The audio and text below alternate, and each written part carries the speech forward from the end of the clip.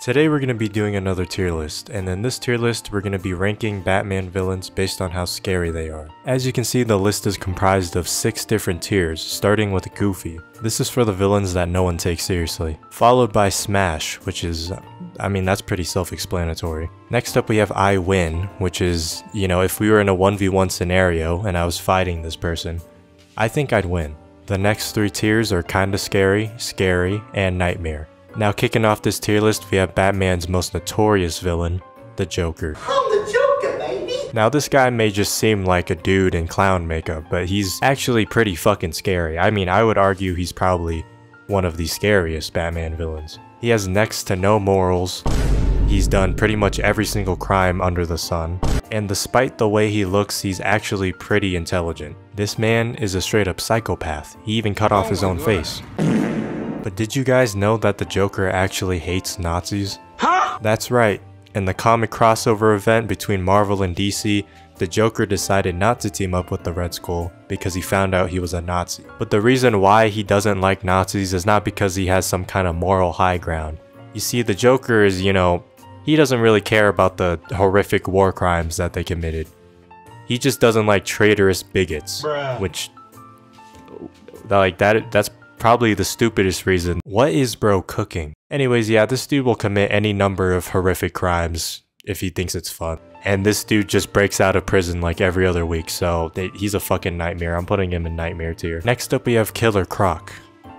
And I'd just like to quickly point out that the word killer is literally in his name. This is a giant humanoid crocodile man that eats people. Crocodiles are already scary enough, so a giant bipedal sentient crocodile is I think I could take him. All right, next up we have, I'm just kidding. Like, what you think I'm gonna actually fight this thing?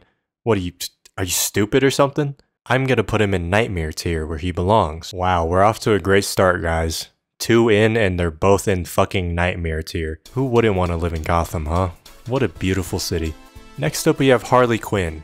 Now, I know she's like trying to make a redemption arc in the comics recently, but we're going to be basing this off of when she was a villain. And when she was a villain, she was Joker's girlfriend, and she was arguably just as psychotic as him. So I'm going to have to put... Okay, actually, upon further inspection, I looked deeper into the character's lore and history, and I've actually come to the conclusion that...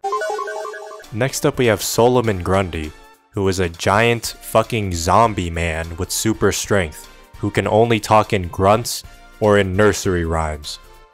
What the fuck? Listen, man, I know how we all think about how we'd survive the zombie apocalypse and this and that, and like, oh yeah, it wouldn't be that hard because like, we just like kill the zombies, but in every single fictional piece of media when zombie viruses happen, the entire world collapses. And people fucking die, and everything spirals out of control, and it's just chaos. I mean, just look at what the recent pandemic did. So, like, imagine if that was a zombie apocalypse. We'd be fucked. And now you're telling me there's a giant juiced-up roid zombie? Yeah, no, we're putting him in nightmare. Next up, we have Poison Ivy, who is like a hippie woman who loves nature and can control plants. And she has these pheromones that are able to mind control and manipulate men into doing whatever she wants them to do, and I just think that's sickening. Like, that's actually like horrific. Like, how could she possibly... Bruh. Next up we have Mr. Freeze, more like Mr. Please, get a better name. Bald ass boy, got the powers of an Oreo McFlurry. Mr. I became a super villain because I need to save my wife in a hurry. Looking ass boy, man, get your ass out of here. Goofy. Imagine you wanted to be a super villain and you were like, you know what? I'm gonna make riddles, and I'm gonna call myself the Riddler, and I'm gonna put question marks on my suit, because riddles are questions. And then for my grand plan, I'm gonna scatter trophies around Gotham City, and I'm gonna call them Riddler trophies, because they are question marks, just like the question marks on my suit.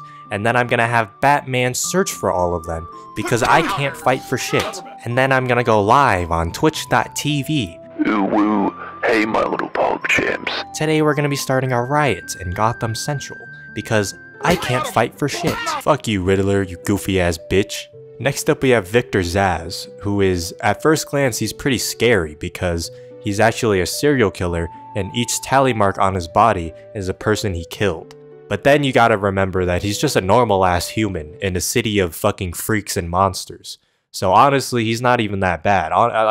He's just a normal ass dude. I mean, I'd wager that I could actually take him on. You know, I think I could win, honestly. That's a lot of tally marks on his body, but then you gotta realize that, you know, Batman never fucking kills his villains and he just lets them escape prison the next week. So that's, you know, that's probably why he has so many tally marks. Also, it seems like no one in Gotham has guns to defend themselves. It seems like the only people with weapons in Gotham City are like hired goons. Like, what the fuck is going on in that city, bro? Like, I'm telling you, bro, if citizens were carrying blickies with them in Gotham streets, people like this would not thrive in that city, bro. This guy, like, imagine the citizen is armed and they are ready to protect themselves and they see this motherfucker walking up towards them with all these tally marks on him. They already know who this guy is. They know this guy is Victor Zsasz. They know he's broken out of Arkham Asylum like 147 times already, bro. They are not gonna be his next tally mark, bro. They're just gonna pull out their gun and shoot him. What the fuck?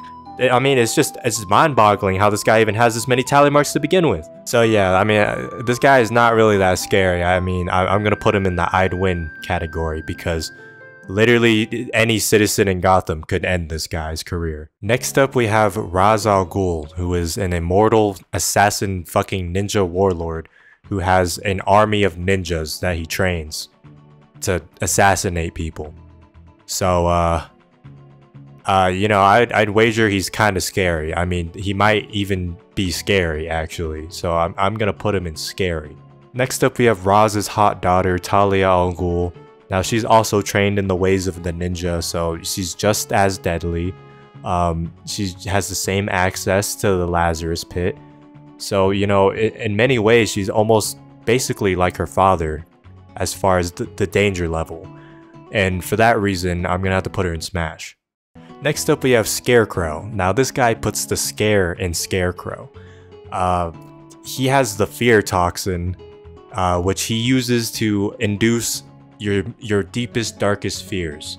Now, this is actually genuinely horrifying for me because my deepest, darkest fear is an Amazing Fantasy 15 CGC 8.5 grade Spider-Man comic. Now, this is horrible. I would genuinely hate receiving one of these things. That is possibly my worst fear. I would never want to have one of these in my collection.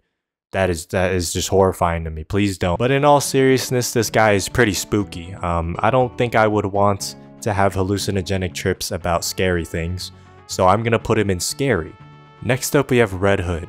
Now, I know Red Hood's not a Batman villain anymore, but back when he was a Batman villain, he was pretty bad. And by bad, I mean I put him in Smash. Next up, we have Ventriloquist. Now, this guy is actually you know, at first glance, you would be like, oh, he's an evil guy who's using a puppet for some reason. But no, actually, the puppet's the evil one, and it's controlling the guy. So yeah, it's like it's really deep social commentary.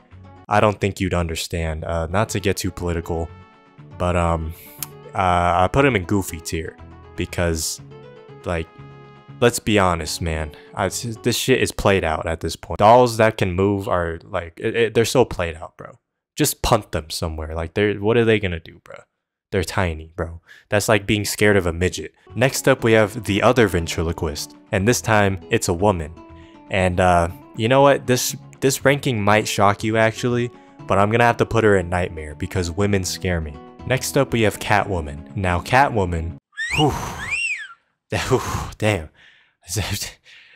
those armpit holes really get me going. So I'm gonna have to put it in Smash. Two-Face. Now, Two-Face, he has like two different personalities.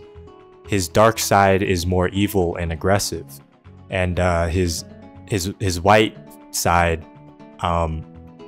is the opposite. So I mean, at this point, it kind of sounds like a social commentary. So like, Two-Face is half scary because his dark side is scary, but his other side isn't.